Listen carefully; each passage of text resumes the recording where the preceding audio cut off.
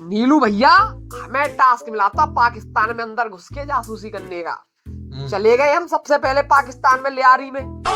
वहां जाते ही हमने रहमान डकैत की गैंग ज्वाइन कर ली, करने लग गए जासूसी।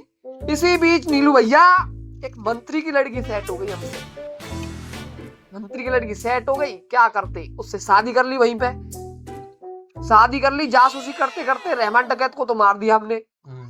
रहमान डकैत को मारने के बाद इंडिया वापस आ ही रहे थे अपनी बेगम के साथ कि रॉ वालों ने निकाल दिया रॉ से हमें। सिर्फ शादी करने पे निकाल दिया? अरे वो लड़की पाकिस्तान की थी ना, तो हम पे लगा दिया हनी ट्रैप का केस उन्होंने। क्या करते।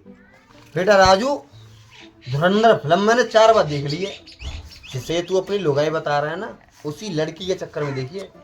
अरे भैया वो मेरे ऊपर तो बनी है, बस उन्होंने मेरा नाम मेंशन नहीं किया फिल्म में। बट तेरे ऊपर